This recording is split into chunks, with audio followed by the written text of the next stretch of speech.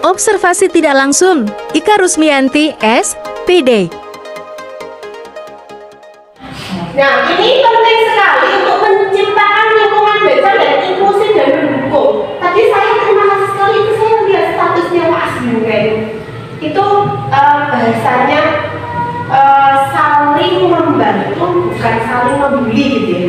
Seperti itu kira-kira seperti itu. Jadi inklusif ini adalah bahasa tidak hanya digunakan ke anak-anak berkebutuhan khusus, tetapi anak-anak secara umum itu juga punya inklusivitas masing-masing. Terlebih untuk anak-anak yang memang berkebutuhan khusus, seperti sekarang yang jadi berada di Ambar ya, di kelas 2 master itu ya inklusivitasnya harus lebih jeli, harus lebih detail. Tapi alhamdulillah anak-anak kelas 2 dari seluruh anak-anak di sekolah kita tidak ada yang dengan master dan membuli itu, sepertinya tidak ada. Alhamdulillah sekali ya. Jadi itu lingkungan kerjanya akan saling mendukung dan nanti itu akan menciptakan juga visi-visi sekolah kita yang lebih luas. Itu bermula dari keterampilan interpersonal dan kita sebagai guru terlebih dahulu ya. Selanjutnya yang terakhir ini KSI yang terakhir adalah pengambilan keputusan yang bertanggung jawab. Ini melibatkan kemampuan untuk membuat keputusan yang bijaksana dan etis yang mempertimbangkan kesejahteraan diri sendiri dan orang lain. Guru yang baik akan mempertimbangkan dampak dari keputusan terhadap siswa dan lingkungan kerja. Ini agak berat ya Bapak, tapi ini juga karena tadi saya dari awal sudah menyampaikan KSE ini tidak hanya kebutuhan kita sebagai guru, tapi lebih ke kebutuhan kita sebagai manusia seutuhnya. Jadi pengambilan keputusan yang bertanggung jawab ini tidak hanya pengambilan keputusan panjenengan ke murid-murid panjenengan saja, tapi lebih ke pengambilan keputusan ke pribadi kita. Kalau saya sering gini, memang namanya pengambilan keputusan itu kan kita tidak bisa menyenangkan semua pihak, termasuk di kelas juga sama. Pengambilan keputusan ini tidak bisa menyenangkan semua anak di kelas kita, tetapi ada dalam kurungnya. Kelas kita inklusif loh, kita bisa memberikan keputusan bertanggung jawab ini untuk secara umum, tetapi menginklusifkan kebutuhan-kebutuhan tertentu. Jadi panjenengan yang lebih pintar bagaimana cara, oh ini dengan kelas iki bisa digawe secara umum, tapi anak-anak tertentu bisa dieksklusifkan. Inklusif ini tadi ya. Jadi misalnya pasti kan 18 anak ya, kebutuhan anak-anak kan heterogen sekali. Panjenengan bisa cari kebutuhan yang mayoritas 10 lebih anak tercover dulu. Nanti yang sisanya, saya 11 anak kan berarti sisa 7 anak itu cenderung yang inklusif ini tadi. Kan mesti ada mengajar itu puluhan tahun itu tiap kelasnya mesti heterogen. Bahkan anak-anak yang sedikit seperti putranya Pak Diki yang hanya 7 gelintir anak itu juga mesti ada di pengambilan keputusan secara umum dan harus ada inklusivitasnya tetap ada. Itu bukan hanya anak-anak yang besar kelasnya saja tidak. Dan kita alhamdulillah sekali kita itu kelasnya paling banyak kelasnya Mbak Vicky. Jadi PR-nya tidak terlalu banyak. Gitu. Kalau kita mau pengambilan keputusan juga tidak terlalu yang akan banyak sekali plotting-plottingnya boten. Paling nanti misalnya 18 anak, 14 anak sudah tercover, yang 4 anak kita inklusifkan. Gitu. Misalnya kan membaca, bersuara, pidato misalnya. Kan semua anak saya ber-14 sudah bisa semua. Yang 4 anak misalnya yang nggak mampu membaca atau nggak mampu persen digital, itu yang kita inklusifkan. Itu yang terkait pembelajaran. Tapi lebih luas, keputusan yang bertanggung jawab ini juga terkait bukan hanya kegiatan pembelajaran Pak. Jadi saya katakan berkali-kali, kalau kita itu jatuh cinta, anak itu udah jatuh cinta dengan kita, kita menggiring kemana saja itu sudah sangat gampang sekali. Saya ceritakan dulu saya di kelas 6 belasan tahun, awal mulai itu saya nggak pernah langsung materi, nggak pernah. Saya mesti tanya dulu satu-satu di depan kelas. Absen 1 tak panggil di depan kelas. Saya tanya nama lengkapnya siapa, tanggal lahirnya berapa, HKI asmanya kok ibu es manis. Anak itu kadang dia nggak tahu, bapak isopo itu dia nggak tahu, mbak es manis sama kadang dia nggak tahu. Saya tahunya mbahku dia sama jenengnya nggak tahu, gitu. Jadi panjenengan awal-awal bisa tanya seperti itu. Dia pengen dalam apa baik. Oh tinggal itu aku pulang onten kafe, Mbah Rai, Mbah Rokok, onten Mae, Boe, onten sopan di satu rumah itu bersebelas. Itu ada anak, jadi nanti anak cerita semua. Panjenengan tanya sambil itu loh, sambil ngecek daftar kelasnya. Kalau kapan daftar kelas itu kan nanti bisa tanya satu-satu. Bu, kalau kayak gitu ya, kalau pulang bubuk kali Mbah Rai, Mbah Rokok, yuk bapaknya Boe, kalau itu kali aja di sini nomor pinter, juga ibu pulang di rumah itu ada bersebelas. Itu anak-anak akan cerita seperti itu. Jadi nanti itu bisa untuk dasar ketika panjenengan mau pengambilan keputusan yang bertanggung jawab dulu. Misalnya ada materi pengenalan keluarga misalnya. Maksudnya akan mempertimbangkan besok dan ibu disuruh kesini semua ya. Maksudnya akan mempertimbangkan karena maksudnya sudah tahu. Oh ini anak-anak ini ada yang nggak ada bapak ini, ada yang bapak di mana, ada yang bapak di mana. Itu kalau kita sudah paham dari awal pengambilan keputusan ini, kita ini akan minim resiko atau minim salah sasaran. Itu penting sekali. Jadi dari awal kita sudah tahu, oh anak ini poin-poin sudah tahu betul. Nah kita mau mau apa agenda itu insya Allah gampang. Seperti itu tadi ya. Jadi kompetensi sosial emosional yang pertama ada apa tadi? Kesadaran diri. Mau nikah, kita sadar kita itu siapa, di mana, makan ini endi, patrapan kepiye, itu sadar diri. Kalau di bahasa profesional itu ada tambahan, ini tuh sesuai tupoksi. Ini nomor 1, sesuai tupoksi aja. Tupoksi saya di kelas ini, saya maksimal di kelas ini, posisi saya ibu nang kelas ya, jadi ibu itu piye, jadi bapak itu piye, gitu. 1, 2, pengaturan diri. Tadi ya, pengaturan diri itu ngelola. Oh saya nih kayak ini stres, saya tak ini tak jaga jarak, enggak saya stres, saya tak jaga jarak, gitu. Ya. Oh, saya misalnya saya dengar ini langsung saya mabuk, gitu. Kadang saya iya, kadang dengar kata apa, saya langsung di sini saya langsung mabuk, gitu. Dan kami itu apa saja itu impuls negatif. Impuls negatif. Ternyata itu di bahasa psikologi memang ada, gitu ya, bahasa psikologi. Kemarin itu saya baru membaca itu ada pikiran, tapi namanya saya lupa.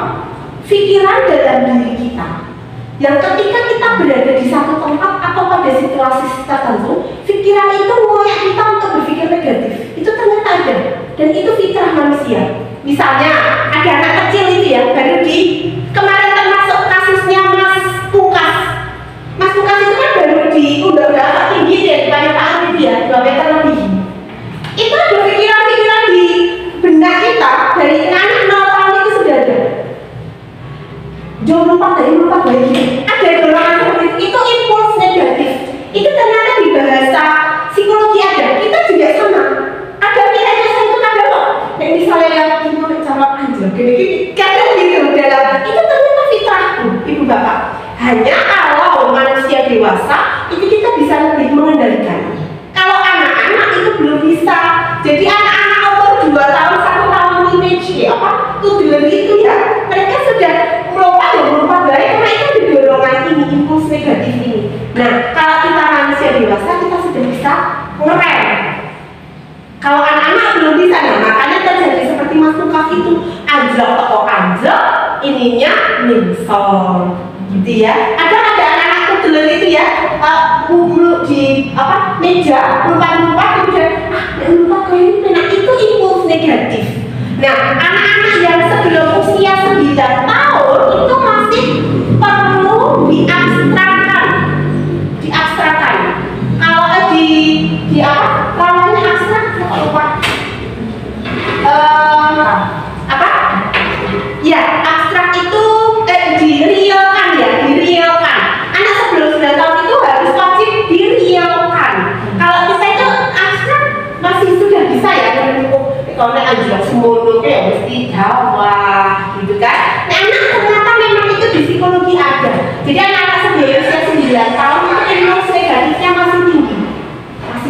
Jadi jangan kalau anak-anak kita pertengkaran ke sana kemudian ada yang mau anjlok, itu karena memang impulsnya masih tinggi tadi.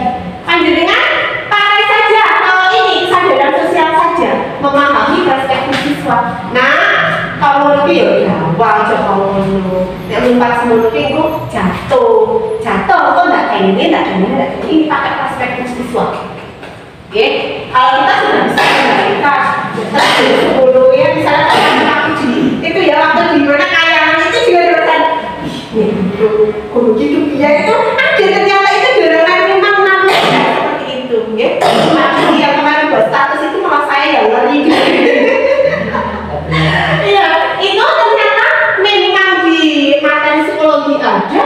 Kemudian kita tidak perlu memahami perspektif siswa saja. Bahasanya kita sesuai dengan perspektif siswa, jangan bocah orang udah pisang orang udah jadi memang nggak mudah anak-anak, memang impulsnya negatif masih tinggi itu tadi, gitu ya. Lanjut. Jadi keterampilan interpersonal tadi ya, hubungan kita harus membangun hubungan yang baik dengan siapa saja, di mana saja dan kapan saja. Ini interpersonal harus baik dengan harus baik dengan B, harus baik dengan C. Lingkaran terkecil itu yang sangat harus kita baiki. Lingkaran kedua itu adalah lingkaran yang berpengaruh dengan kita. Lingkaran selanjutnya adalah sosial secara umum.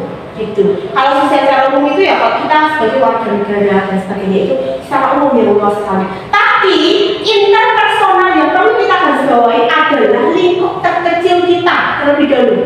Kalau kita sebagai manusia umum ya keluarga kita dulu berdampak secara langsung. Kalau kita secara profesi di kelas ya anak kita dulu, di kelas kita terlebih dahulu. Makanya kita harus bisa bonding anak kita di kelas kita. Membondingnya anak itu sampai naik boleh ikut buat anak panjenengan di mana itu dicari terus. Itu bonding yang terbaik. Nanti anak itu akan kerasa banget dicari, anak itu akan merasa dibutuhkan dan bondingnya jadi dulu. Oke. Kemudian baru yang kelima ini yang agak berat, yaitu pengambilan keputusan yang bertanggung jawab. Itu kira-kira ibu bapak materi KSE itu yang saya sampaikan hari ini. Kenapa penting KSE itu? Ya, mengembangkan kompetensi sosial emosional ini tidak hanya bermanfaat bagi guru dalam menjalankan tugas mereka, tetapi juga memberikan dampak positif bagi siswa tentu saja. Siswa yang belajar dari guru yang memiliki kompetensi sosial emosional yang baik cenderung merasa lebih didukung, termotivasi, dan mampu mengelola emosi mereka sendiri dengan lebih baik. Penting bagi lembaga pendidikan untuk mendukung pengembangan kompetensi sosial emosional guru melalui pelatihan dan dukungan berkelanjutan. Dengan demikian, guru dapat terus meningkatkan kemampuan mereka dalam menciptakan lingkungan belajar yang positif dan mendukung bagi semua siswa. Ini secara umum kita sebagai guru. Jadi ini dasar kita itu mampu.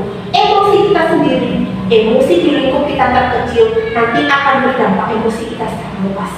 Kalau manusia itu tahu pentingnya KSE, ini katanya penulis itu siapa?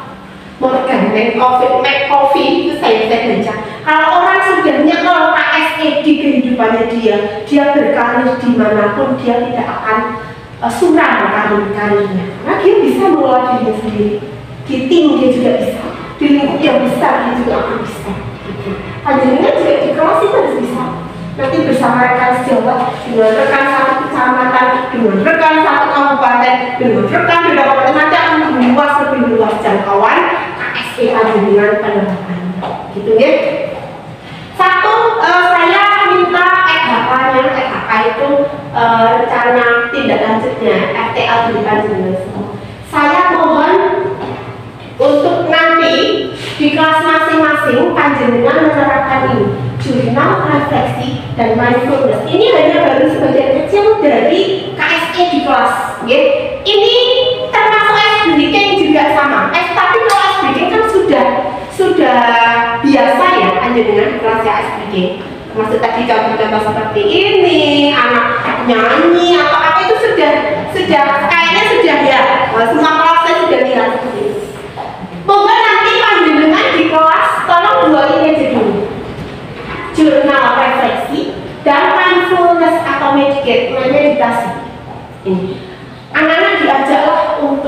membuat jurnal, monggo di buku kelas anak aja biasa, tidak apa-apa. Nggak diminta untuk menulis jurnal tentang perasaan, apa yang mereka pelajari, dan bagaimana mereka mengatasi tantangan. Ini membantu mereka mengembangkan kesadaran diri dan regulasi emosi.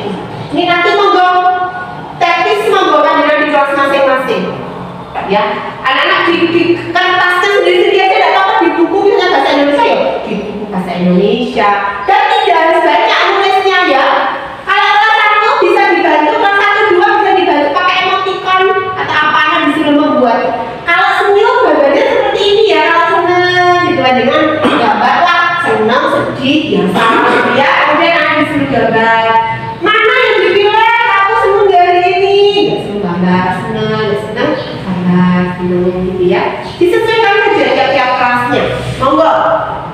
Kemudian yang kedua, mindfulness. Mindfulness ini juga akan sangat membantu. Boleh kalau misalnya Mbak Viva bisa sambil membaca ayat-ayat yang mudah dan anak-anak diceritain lah ayat itu kenapa turun pas waktu ini loh. Itu bisa membantu anak-anak mindfulness secara ringan. Yang ringan-ringan saja. Sebenarnya kalau mindfulness kita orang dewasa itu banyak sekali caranya nih. Atau kalian bisa cari video-video untuk mindfulness yang sesuai dengan fase. Ya saya tidak mengharuskan harus ini buat kalian sesuaikan saja dengan kebutuhan kalian masing-masing. Penerapan KSI di kelas saya mohon untuk ditambah ini. Dan ini tidak harus semua mapel, tidak harus tiap hari. Monggo kalian bisa coba dulu. Hari ini SPD, besok jurnal, besoknya meditasi, boleh seperti itu. Oke, ditambahkan disisip-sisipkan saja. Meditasi. Nah, meditasi itu ya dengan bahasa yang sederhana saja, yang anak-anak paham gitu ya. Kalau bisa dibantu dengan kalau misalnya pada dengan mau memudahkan anak ya, berilah apa atau gambarlah apa yang anak-anak bisa memahami bahasa yang Anda sampaikan tadi. Seperti yang terakhir ini ya. Nah, saya mohon sekarang Pak Pipit ambil kertas 1 kemudian dibagi 1, 2, 3, 4, 5, 6, 7. Saya mau berefleksi. Kita refleksi bersama. Bagaimana sekolah impian yang panjenengan inginkan? Kelasnya juga tidak apa-apa. Kalau panjenengan kelas. Atau kalau Pak Tova dan Mbak Viva sekolah impian. Ya, Pak Tova pengen kalau Bu, kalau janjinya pengen ada tempat duduk yang sinir-sinir di luar. Boleh, tidak apa. Misalnya mungkin Bu pengen kelas itu ambil Sony, terus pulang itu anak-anak kita di dalam kelas, boleh. Bu Supri misalnya Bu pulang itu pengen di kelas itu konten playground nih, Bu ya konten boleh. Apa saja sekolah atau kelas impian panjenengan ditulis sebanyak-banyaknya sesuai impian panjenengan, nanti bisa dikumpulkan ke saya. Sekolah impian panjenengan. PR-nya itu saja. Ini ditulis. Mau di sini atau di rumah? Mau masih diambil. Oh iya, masih diambil.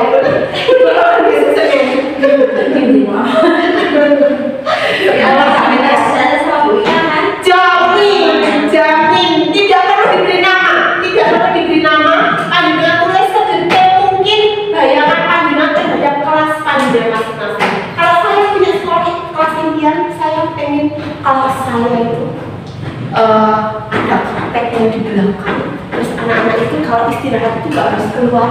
Ya, di situ ada buku bacaan yang menyenangkan gitu ya. Kemudian ada kolorasnya, yang nanti diisi sama gitu ya. Kemudian kalau perlu ada banyak Bu, nanti saya siang itu saya akan sama anak-anak jam kan sunnah tidur siang itu kan jam 11 sampai jam 12 kurang. Saya mau tidurkan anak-anak, nanti saya pulangnya untuk kayaknya tidak apa-apa, yang penting anak-anak itu efektif. Udah apa? Udah apa? Pokoknya semua kalian nilai jangan takut bermimpi. Itu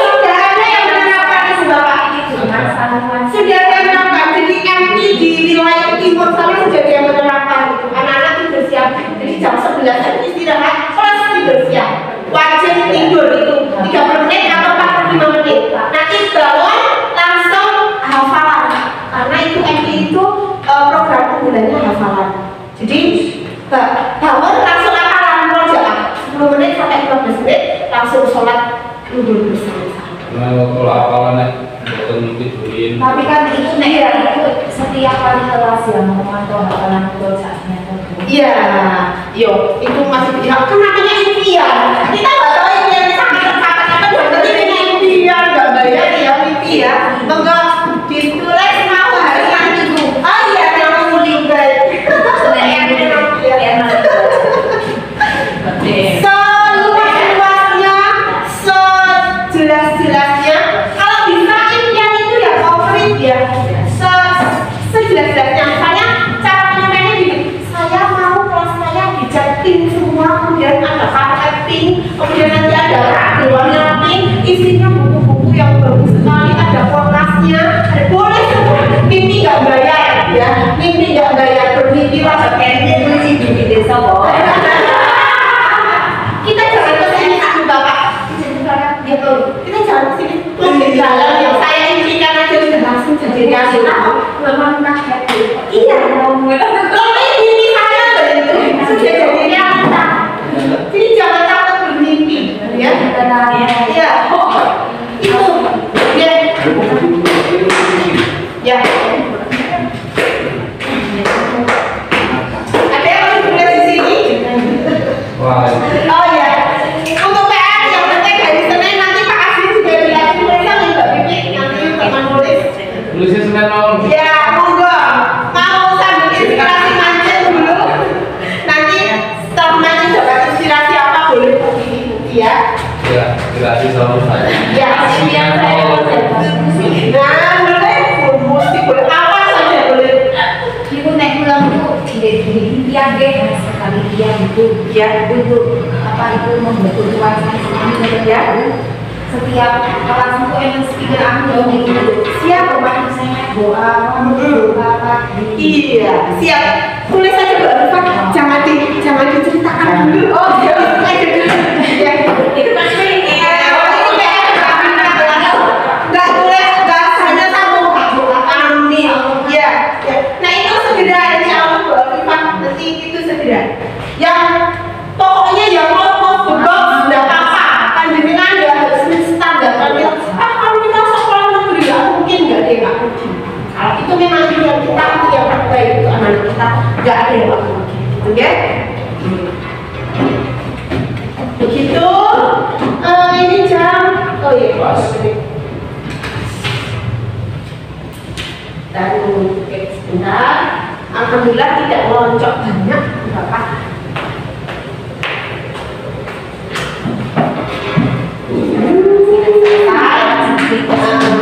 Ya, salam dan bahagia Bapak Ibu. Sebelum saya tutup, saya mengingatkan juga Ibu Bapak untuk selain Bu Abadi dan Bu Afifah yang memang sudah setiap hari membuka PMM, monggo Ibu Bapak yang lain juga PMM-nya jangan lena ya. Monggo masih ada beberapa topik mungkin sambil buka-buka, sambil mancing, sambil ngopi, sambil masak, tidak apa-apa dibuka bersama-sama karena itu juga bagian dari peningkatan kompetensi kita supaya nanti kita kemarin sudah mulai banyak audio kita gitu ya, yang lain sudah tambah kita belum, dan nanti kita bisa bersama-sama saling menggunakan seperti itu.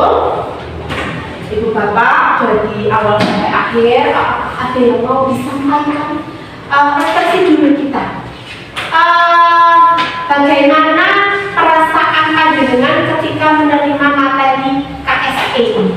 Pak Diki dulu. Kalau perasaan menerima materi KSE karena ya sebenarnya sering mendapatkan tapi tidak apa tahu sebetulnya KSE. Setiap orang sudah pasti dapat. Terus terang tadi yang sudah dibilang juga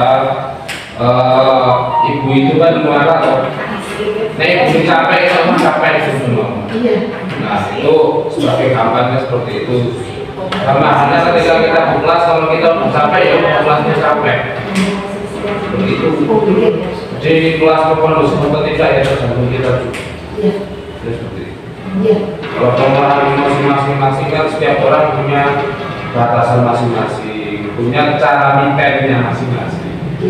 Nek kalau melakukan mancing, seperti itu kata sok validasi untuk mancing, itu kita kayak, berarti seperti itu. Terima kasih Mbak Cici. Buket, monggo Buket. Perasaannya bagaimana? Perasaan saya setelah menerima itu tentang pengendalian emosionalku, itu yang masih saya belum bisa, tapi tetap berusaha. Bagaimana membuat kurikulum itu betul-betul merdeka. Terima kasih banyak Mbak. Dengan ciri anak yang bermacam-macam. Terutama pengendalian emosional yang kaitannya dengan karakter anak yang kira-kira minimal itu saya seolah terdengar sedikit. Untuk mereka masih anak. Terima kasih banyak. Ada lagi Buket? Mbak Mimi. Kalau saya pribadi sama sekali tidak. Itu juga bisa menjadi pembelajaran buat saya sendiri. Kalau untuk emosi, insya Allah saya bisa mengontrol. Tapi untuk yang stres tadi karena murid saya banyak, saya masih perlu banyak belajar. Terima kasih banyak. Bu Supri, monggo curhat boleh. Seluas-luasnya. Setelah tadi menerima materi dari Ika, saya merasa senang bisa baru terutama dalam pengelolaan kelas yang kelas saya tahun ini ada siswa yang dari rumah sudah mempunyai masalah Banyak. mungkin dari saya masih kurang kurang ilmu, kurang panduan yang bisa memahami anak-anak yang seperti ini. Mungkin next ada pembelajaran, ada paparan tentang cara mengatasi jiwa Terima kasih banyak. Konseling S1. Terima kasih banyak Bu Pri. Memang sebenarnya betul seperti yang saya katakan. Jadi ilmu itu dari mana-mana, karena memang sekarang ini kan udah ilmu di mana-mana. Tetapi refleksi kita terhadap apa ilmu yang kita dengar dan kita cakap itu yang esensinya seperti itu. Jadi Bu Supri terima kasih banyak. Jadi mungkin next kita akan bahas atau kita akan bedah video. Mungkin kalau memang kita tidak mampu secara amalan atau secara waktu, kita akan bedah saja video di YouTube terkait dengan penanganan yang dibutuhkan. Terima kasih sekali Bu Pri. Bu Ambar, saya untuk materi ini alhamdulillah jadi mengerti bagaimana mengontrol anak karena masih emosian ya. Pertama ya terima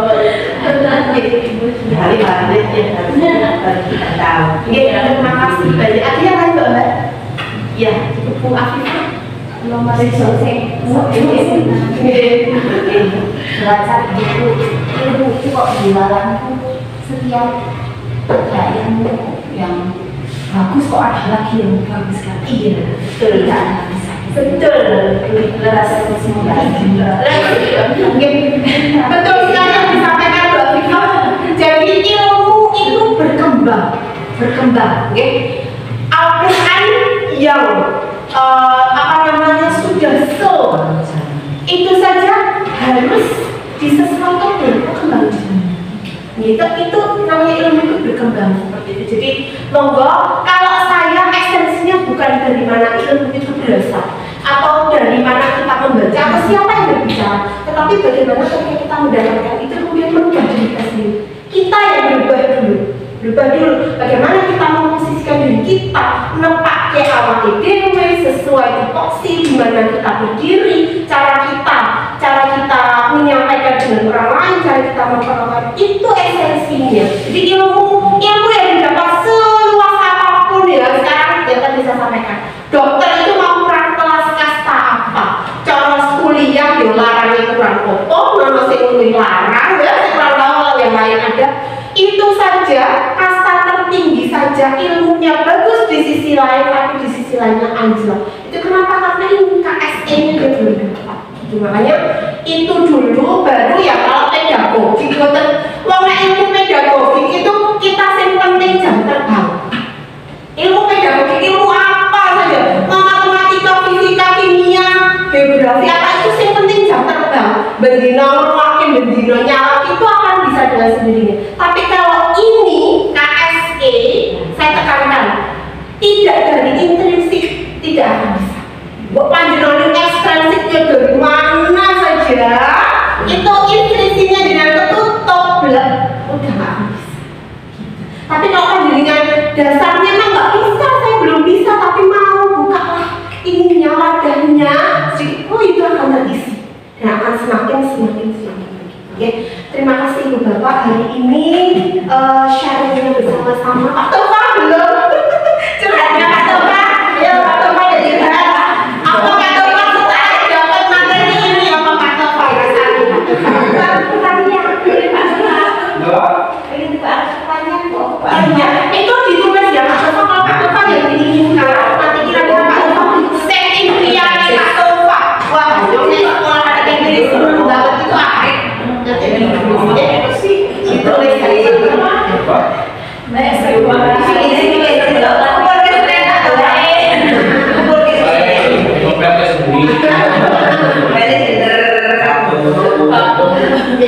gitu nih Pak Toma, ya Ibu Bapak, terima kasih sekali hari ini sudah meloncok berapa menit ini, 5 menit ya. Terima kasih untuk hari ini. Tentu saja dalam saya menyampaikan banyak sekali kata saya yang kurang berkenan atau menyinggung perasaan Bapak semua. Tentu saja saya tidak berniat menyinggung sekali. Kita hanya masih di sini belajar bersama-sama. Saya mohon maaf yang seterusnya atas segala hal yang kurang berkenan di hati Bapak Ibu semua. Untuk pembelajaran hari ini, terima kasih banyak. Saya akhiri wabillahi taufiq wal hidayah. Assalamualaikum warahmatullahi wabarakatuh.